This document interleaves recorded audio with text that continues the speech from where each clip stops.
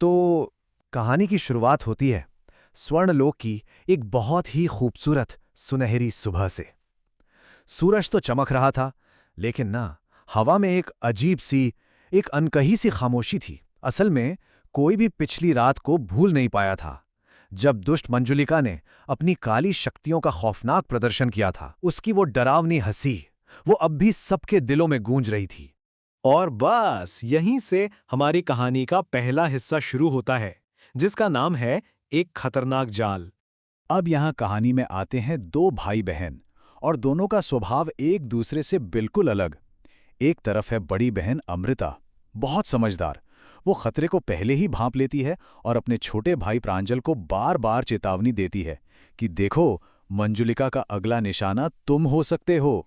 और दूसरी तरफ है नटखट प्रांजल, जिसके लिए अपनी खोई हुई चमकती गेंद किसी भी खतरे से ज्यादा जरूरी है। और ये जाल, उफ, क्या चालाकी से बिछाया गया था। हुआ यूं कि जैसे ही अमृता गश्त पर निकली, प्रांजल को अचानक अपनी वही खोई हुई गेंद दिखी। वो बस उसे लेने के लिए बाहर निकला, लेकिन वो गेंद, वो तो हर बार थोड़ा और दूर लुढ़क जाती। और प्रांजल को पता ही नहीं चला कि कब वो खेलते खेलते स्वर्णलोक की सुरक्षित सीमा से बाहर निकल गया। और बस जैसे ही उसने वो सीमा पार की, गेंद हो गई गायब। और सामने कौन था? मंजुलिका।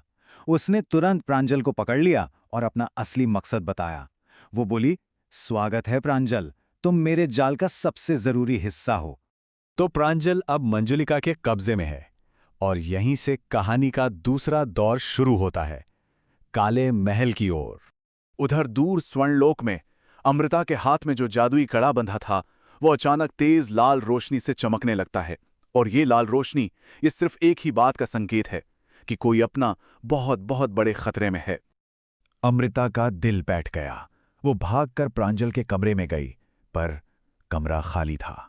खिड़की के बाहर उसे बस एक ही चीज दिखी, एक ही सुराग, प्रांजल का नन्हा सा जूता। और बस उसी एक पल में अमृता का सारा दुख गुस्से और हिम्मत में बदल गया। देखिए, अमृता बहादुर तो थी, पर वो ये भी जानती थी कि मंजुलिका का अकेले सामना करना लगभग नामुमकिन है। तो वो सीधा पहुंची स्वर्णलोक की सबसे ज्ञानी परी गुरुमाँ चंदना के पास। गुरुमाँ ने उसे एक सीधी और साफ योजना बताई। पहला काम, प्रांजल को बचाओ, उसे सुरक्षित करो। और दूसरा काम, उसके बाद महल के 9वें कमरे में रखे उस काले पत्थर को ढूंढो और नष्ट कर दो, क्योंकि मंजुलिका की सारी शक्तियां उसी पत्थर में हैं। तो अब मिशन एकदम साफ है, और यहीं से शुरू होता है कहानी का सबसे रोमांचक हिस्सा, 9 कमरों का रहस्य। अमृता जैसे ही महल में घुसी, उसे समझ आ गया कि ये आसान नहीं होने वाला। हर कमरा एक नई मुसीबत लेकर आया। पहले कमरे में घना ऐसा अंधेरा कि कुछ ना दिखे। दूसरे में डरावने काले साए हमला कर रहे थे।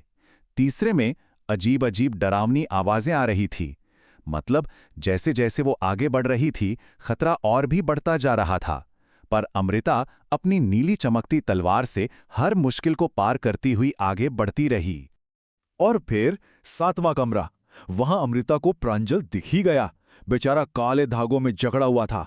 अमृता उसे बचाने के लिए जैसे ही आगे बढ़ी, सामने आ गई मंजुलिका। अरे, ये तो एक जाल था। छत से अचानक काले धागे गिरे और उन्होंने अमृता को भी जकड़ लिया। मंजुलिका का जाल अब पूरा हो चुका था। दोनों भाई बहन अब मंजुलिका की कैद में हैं। तो क्या सब खत्म हो गया? नहीं, यहीं से शुरू होती है अंतिम लड़ाई। जब लग रहा था कि अब तो कोई उम्मीद ही नहीं बची, तभी एक छोटा सा चमत्कार हुआ। जो प्रांजल बेहोश पड़ा था, उसने धीरे से अपनी आंखें खोलीं। उसने देखा कि मंजुलिका का सारा ध्यान दीदी अमृता पर है, और उसे समझ आ गया, यही मौका है। प्रांजल ने हिम्मत दिखाई। उसने अपनी कमर पर बंधी छोटी सी ढाल निकाली और जोर से जमीन पर पटक दी। उससे एक इतनी तेज रोशनी निकली कि बस एक पल के लिए ही सही, मंजुलिका का ध्यान भटक गया। और अमृता के लिए वो एक पल ही काफी था। उसने अपनी पूरी पूरी ताकत लगाई, धागे तोड़ डाले, अपनी तलवार उठाई और फुर्रर, बिजली की रफ्तार से सीधे 9वें कमरे की तरफ उड़ गई। मंजुलिका को जैसे ही अपनी गलती का एहसास हुआ, वो जोर से चीखी, नहीं, नहीं, नहीं। लेकिन अब बहुत देर हो चुकी थी। अमृता 9वें कमरे में पहुंच चुकी थी, और वहां बीचों बीच वही काला पत्थर चमक रहा था। उसने अपनी तलवार उठाई, पूरी ताकत से वार किया और कड़ाक!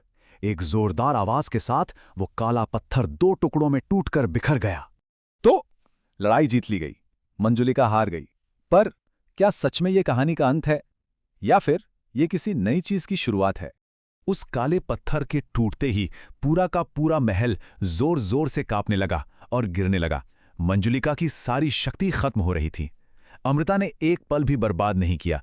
वो तेजी से प्रांजल के पास पहुंची, उसे आजाद कराया और दोनों उस ढहते हुए महल से सुरक्षित बाहर निकल आए। स्वर्णलोक की सीमा पर आकर दोनों ने चैन की सांस ली। प्रांजल ने अपनी गलती के लिए कहा, सॉरी दीदी, मैं गेंद को देखकर खुद को रोक नहीं पाया। अमृता ने उसे गले से लगा लिया, हाँ, लेकिन साथ में एक प्यार भरी हल्की सी चपत भी लगाई। भाई बहन का यही प्यार तो इस जीत को और भी खास बना रहा था। लेकिन जैसा हमने सोचा था, कहानी यहां खत्म नहीं हुई। दूर कहीं एक अंधेरी गुफा में मंजुलिका बच निकली थी। हाँ, उसकी शक्तियां तो खत्म हो गई थीं, पर अब उसकी नजर एक पुराने, एक प्राचीन नक्शे पर थी। एक ऐसा नक्शा जो उसे स्वर्णलोक के खोए हुए राज तक ले जा सकता था और शायद पहले से भी ज्यादा ताकतवर बना सकता था। तो इस कहानी को हम यहीं एक बहुत बड़े सवाल के साथ छोड़ते हैं। आखिर ये स्वर्णलोक का खोया हुआ राज है क्या? और सबसे बड़ा सवाल, क्या अमृता इसे मंजुलिका से पहले ढूंढ पाएगी?